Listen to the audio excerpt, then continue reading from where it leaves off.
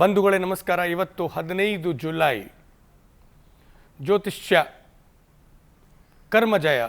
ನಾವು ಯಾವ ಥರದ ಕರ್ಮ ಮಾಡಬೇಕು ಇದಕ್ಕೋಸ್ಕರ ಇವತ್ತು ದಶಮಿಯದ ದಿನ. ಆದರೆ ದಶಮಿಯದ ಚಂದ್ರ ಭರಣಿ ನಕ್ಷತ್ರ ಎದುರಿಗೆ ಬರ್ತಾ ಇದೆ. ಸಾಮಾನ್ಯವಾಗಿ ಭರಣಿಯಲ್ಲಿ ಮತ್ತು ಕೃತಿಕದಲ್ಲಿ ನಾವು ಯಾವುದು ಶುಭ ಕರ್ಮ ಮಾಡೋದಿಲ್ಲ, ಇದು ಎಲ್ಲರಿಗೂ ಗೊತ್ತುಂಟು. ಆದರೆ ದಶಮಿ ದಿನ ಈ ಭರಣಿ ನಕ್ಷತ್ರ ಬಂದರೆ ಬುಧವಾರ ವಿರುದ್ಧ ಯೋಗ ಸಹ ಆಗ್ತದೆ.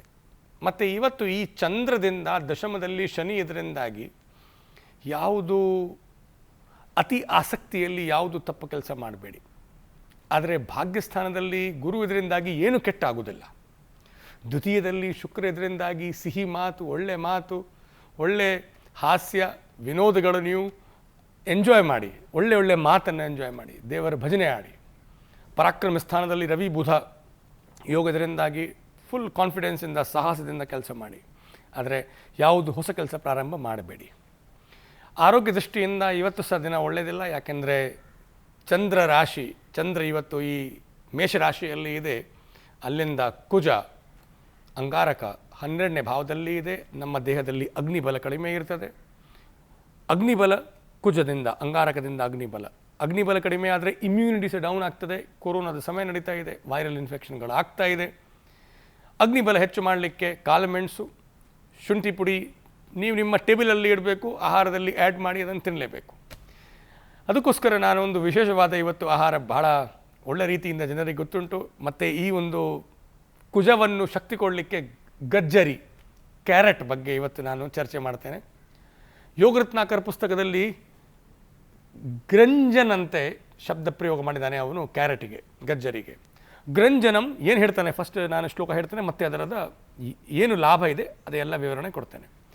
ಗ್ರಂಜನಂ ಮಧುರಂ ತೀಕ್ಷ್ಣಂ, ಇದು ಮಧುರ, ಒಳ್ಳೆ ಸ್ವೀಟ್ ಇರ್ತದೆ, ಎಲ್ಲರೂ ಟೇಸ್ಟ್ ಮಾಡಿದ್ದಾರೆ. ತೀಕ್ಷ್ಣ ಇರ್ತದೆ ಮಾತ್ರ ಸ್ವಲ್ಪ ಉಷ್ಣ.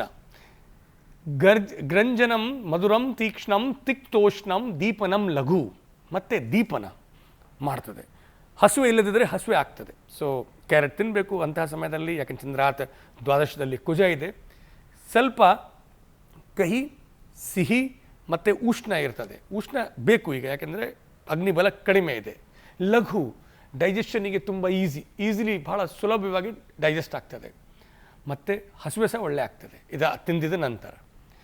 ಆದರೆ ಇದರದ ಏನು ಇಫೆಕ್ಟ್ ಇದೆ ಬಾಡಿ ಮೇಲೆ? ಸಂಗ್ರಾಹಿ, ರಕ್ತ ಪಿತ್ತಾರ್ಶೋ, ಗ್ರಹಣಿ, ಕಫವಾತಜಿತ್. ಸಂಗ್ರಾಹಿ, ತುಂಬ ಲೂಸ್ ಮೋಷನ್ ಆದರೆ ಹೊಟ್ಟೆ ಕೆಲವರಿಗೆ ಸರಿ ಇರುವುದಿಲ್ಲ, ಪದೇ ಮೋಷನಿಗೆ ಹೋಗಬೇಕಾಗ್ತದೆ. ಮಲಬದ್ಧಂ, ಕೆಲವೊಮ್ಮೆ ಮಲಬದ್ಧ ಇರ್ತದೆ, ಕೆಲವೊಮ್ಮೆ ಲೂಸ್ ಮೋಷನ್ ಇರ್ತದೆ. ಅಂತಹ ಪರಿಸ್ಥಿತಿಯಲ್ಲಿ ಸರಿಯಾಗಿ ಒಂದು ಮೋಷನ್ ಯಾರಿಗೆ ಆಗುವುದಿಲ್ಲ, ಅದಕ್ಕೆ ಆ ಪ್ರಾಬ್ಲಮನ್ನು ಹೇಳೋದು ಗ್ರಹಣಿ. ಹಸುವೆ ಸರಿ ಇರುವುದಿಲ್ಲ, ಅಗ್ನಿಬಲ ಇರುವುದಿಲ್ಲ. ಸಾಮಾನ್ಯವಾಗಿ ಕ್ರಾನಿಕ್ ಗ್ಯಾಸ್ಟ್ರೋಎಂಟರೈಟಿಸ್ ಅಂತ ಹೇಳಬಹುದು.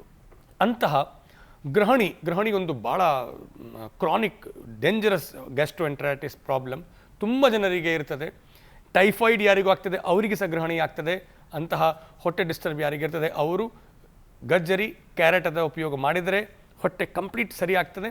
ಮತ್ತು ಕಫವಾತಜಿತ್, ಮತ್ತು ಕಫ ಮತ್ತು ವಾತನೂ ಸರಿ ಮಾಡ್ತದೆ. ಮತ್ತು ಕಫ ಮತ್ತು ವಾತಜ ಗ್ರಹಣಿಗೆ ಸಹ ತುಂಬ ಒಳ್ಳೆಯದು. ಆದರೆ ಓವರ್ ಆಲ್ ನೀವು ಪಲ್ಯ ಮಾಡ್ಬೋದು, ನೀವು ಕ್ಯಾರೆಟದ ಡೈರೆಕ್ಟ್ ಜ್ಯೂಸ್ ಕುಡಿಬಹುದು. ಯಾವ ಥರದ ಪೈಲ್ಸ್, ಬ್ಲೀಡಿಂಗ್ ಪೈಲ್ಸ್ ವಿಶೇಷವಾಗಿ, ಕೆಲವರಿಗೆ ಎಷ್ಟು ಮೆಡಿಸಿನ್ ಮಾಡಿದರೂ ಸಹ ಬ್ಲೀಡಿಂಗ್ ಪೈಲ್ಸ್ ಸರಿ ಆಗೋದಿಲ್ಲ, ಹೆಮರಾಯ್ಡ್ಸ್, ಅಂಥದ ಕೇಸಲ್ಲಿ ಸಹ ಕ್ಯಾರೆಟ್ ಒಂದು ಅದ್ಭುತವಾದ ಔಷಧಿ.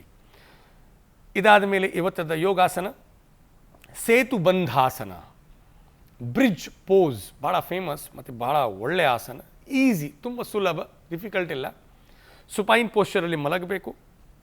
2 ನೀ ಜಾಯಿಂಟ್ಸನ್ನು ಬೆಂಡ್ ಮಾಡಬೇಕು.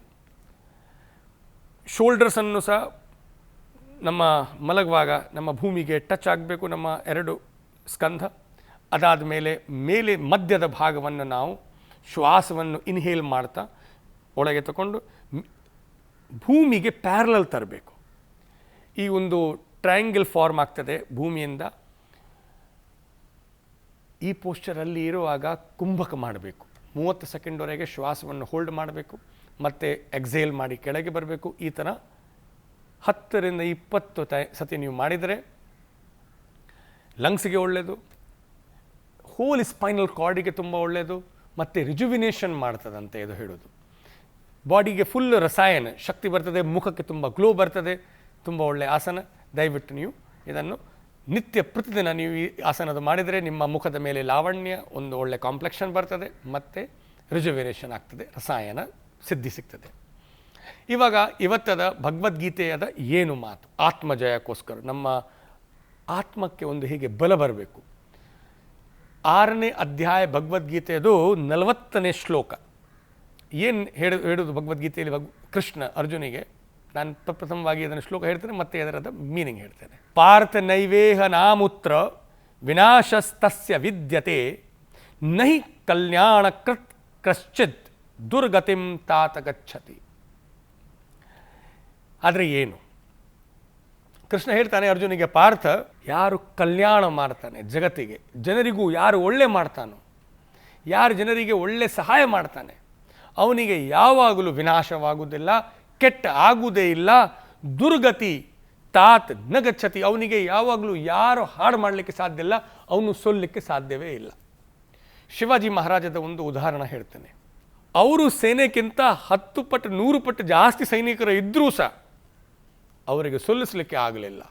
ಯಾಕೆಂದರೆ ಅವರದ್ದು ಉದ್ದೇಶ ಕಲ್ಯಾಣಕೃತ ಇತ್ತು, ಎಲ್ಲರಿಗೂ ಒಳ್ಳೆ ಮಾಡುವಂಥದ್ದು ಇತ್ತು. ಅಂತಹ ಭಾವನೆ ಯಾರ ಮನಸ್ಸಲ್ಲಿ ಇದೆ ಅವನು ಯಾವಾಗಲೂ ಸೋಲ್ಲುವುದಿಲ್ಲ. ಶತ್ರುಗಳಾಗಲಿ, ಕೆಲಸ ಆಗಲಿ, ಯಾವ ಥರ ಒತ್ತಡ ಆಗಲಿ, ನಿಮ್ಮ ಉದ್ದೇಶ ಚೆನ್ನಾಗಿ ಇದ್ದರೆ, ಕೃಷ್ಣ ಹೇಳ್ತಾ ಇದ್ದಾನೆ ಅರ್ಜುನಿಗೆ, ಗೆಲ್ಲು ನಿಶ್ಚಿತವಾಗಿ ಇದೆ. ಉದ್ದೇಶ ಸ್ವಾರ್ಥದ ಆಗಬಾರದು. ನನಗೆ ಸಿಗಬೇಕು, ನನ್ನ ಗೆಲ್ಲಾಗಬೇಕು, ನನಗೆ ಲಾಭ ಆಗಬೇಕು, ಅಂತಹ ಭಾವನೆ ಇದ್ದರೆ ಸೊಲ್ಲು ಸಹ ನಿಶ್ಚಿತವಾಗಿ ಆಗೋದು ಸಾಧ್ಯತೆ ಇರ್ತದೆ. ಆದರೆ ಅದೇ ಕೆಲಸ ನೀವು ಜನರಿಗೋಸ್ಕರ ಮಾಡಿದರೆ ತುಂಬ ಒಳ್ಳೆಯ ಆಗಬಹುದು. ಶುಭ ಮಂಗಲಂ.